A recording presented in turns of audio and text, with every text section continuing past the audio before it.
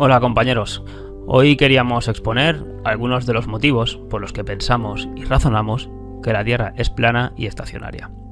Así que vamos a verlos.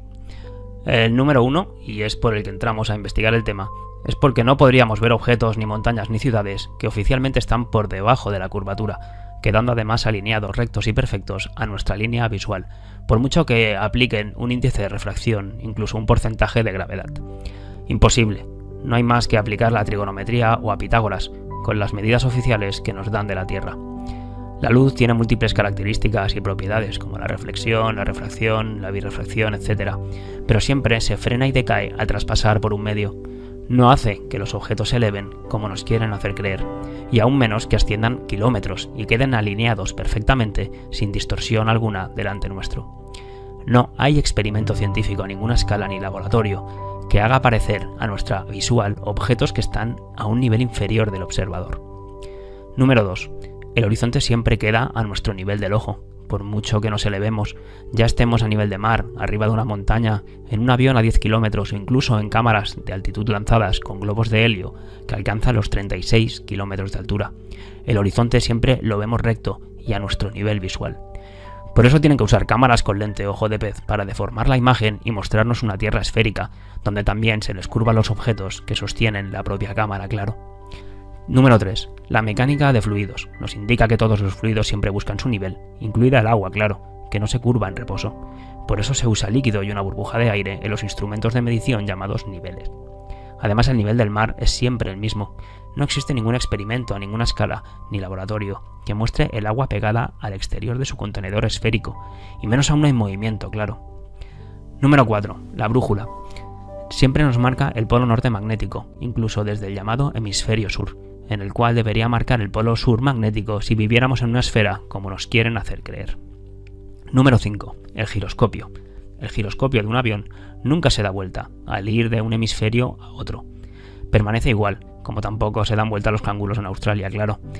Añadir aquí también que un avión tampoco va corrigiendo y bajando su morro a medida que viaja alrededor de la esfera, aunque nos digan que eso el avión lo corrige solo. Es más, a lo sumo elevan el morro para acomodar mejor el aire por abajo y así planear mejor su vuelo. Por cierto, que llamamos al avión aeroplano por algún motivo. Número 6. Los vuelos de los aviones son mucho más coherentes en una tierra plana, estacionaria y circular que en una esfera, puesto que siempre se hacen en línea recta, que es la distancia más corta entre dos puntos, como todos sabemos. Aunque oficialmente justifiquen esos recorridos sin mucho sentido que hacen los aviones por temas económicos y comerciales. Y no porque haya algún vuelo, como el de Santiago de Chile-Sydney, que no acabe de cuadrar por los tiempos en la proyección de Gleason, vamos a obviar las muchas contradicciones de vuelos que existen en los mapas oficiales basados en la esfera. Un claro ejemplo lo encontrábamos en aquel aterrizaje de emergencia en Alaska, mientras el avión cubría la ruta del Pacífico. Además, ya sabemos que el modelo Gleason es una proyección azimutal y que seguramente la distribución de los continentes, sobre todo en el perímetro, no es exacta.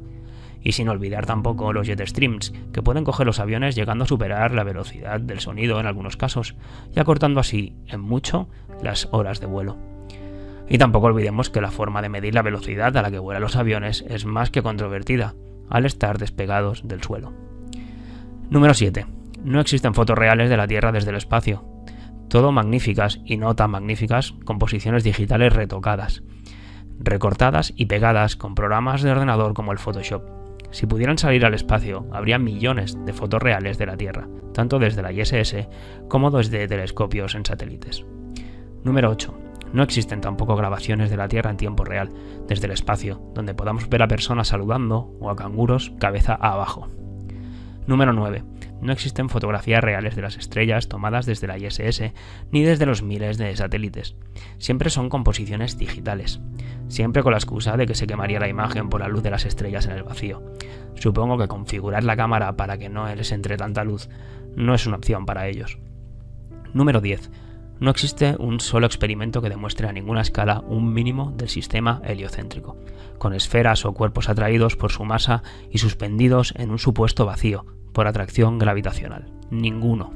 Solo pueden simular cosas parecidas con electromagnetismo, claro, que es lo que existe realmente. De lo contrario, se les cae todo al piso. Número 11. No existe experimento científico que demuestre el movimiento de la Tierra. y estamos ya casi en 2019. Todos fallaron, aunque de ellos no quieran hablar o los interpreten a su conveniencia. El de Michelson con Gale, el de Michelson con Morley, la falla de Airy, incluso cabe mencionar también a Sagnac. Ergo, si el experimento que pretendía mostrar el movimiento de la Tierra da negativo, quiere decir que la Tierra no se mueve.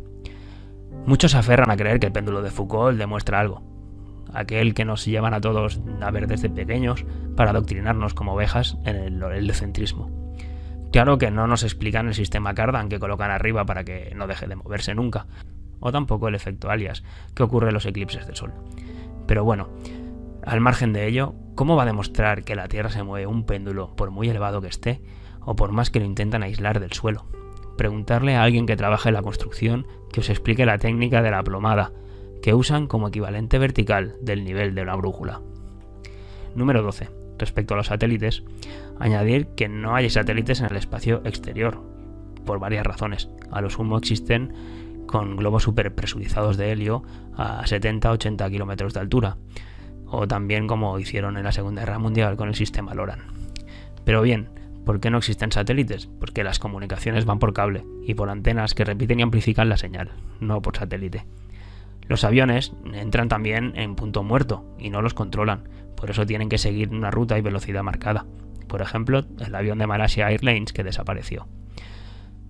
Otro ejemplo sería que habría millones de fotos reales de la Tierra desde el espacio, y también fotos reales sin trucar de estrellas, como ya dijimos antes. Otro motivo por no creer en la existencia de los satélites, como nos cuentan, es que los países que se amenacen entre ellos con lanzarse cohetes nucleares, cuando lanzan satélites al espacio deben ser muy amigos y darse las coordenadas de todos ellos en todo momento, para que no choquen los unos con los otros, ni tampoco con la ISS, claro. Una vez más, un cuento o una novela, como la de 1984, hacernos creer que hay dos bloques. Número 13. Que el Sol y la Luna se vean del mismo tamaño es una imposible casualidad, por mucho que nos digan oficialmente que eso ocurre por una coincidencia, al ser el Sol 400 veces más grande que la Luna y estar también a una distancia 400 veces superior. Número 14. Que le veamos siempre la misma cara a la Luna es otra imposible casualidad, por mucho que nos digan desde la ciencia oficial, que la Luna tarda lo mismo en rotar una vez sobre sí misma que en dar una vuelta alrededor de la Tierra.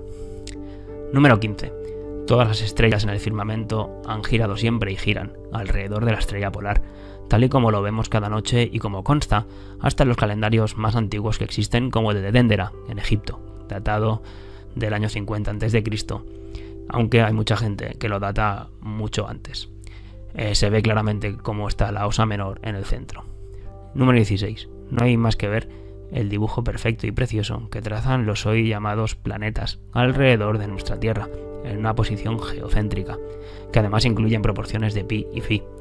Nada que ver con la locura heliocéntrica o acéntrica, como les gusta a los oficialistas que les llamen hoy, a sus modelos teóricos y alejados de toda ciencia empírica.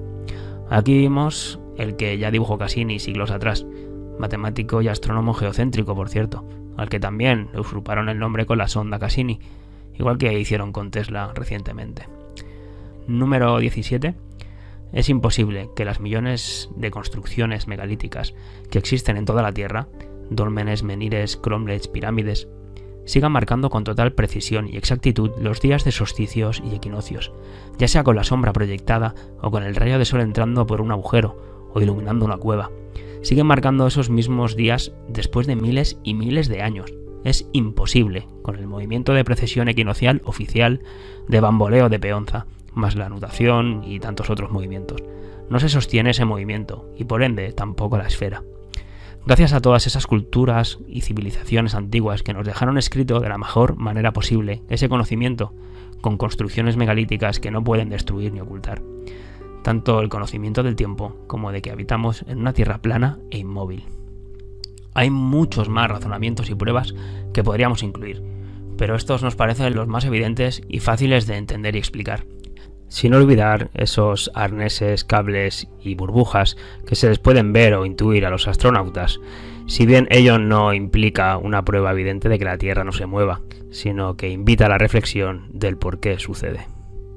Y como reflexión final, solo añadir el disparate que ya supone para nosotros el pensar que ahora mismo, mientras estamos haciendo este vídeo, Estamos dentro de una esfera girando a velocidades supersónicas sobre sí misma y alrededor de un Sol, que a su vez todo se desplaza a más velocidad junto con las mismas estrellas por un universo oscuro e infinito en expansión, lleno de peligros, de agujeros negros, lleno de masas y cuerpos gigantes que son atraídos los unos por los otros por atracción gravitacional, colisionando entre ellos y creando un caos dentro de un espacio vacío, y en el que además el tiempo y el espacio se doblan.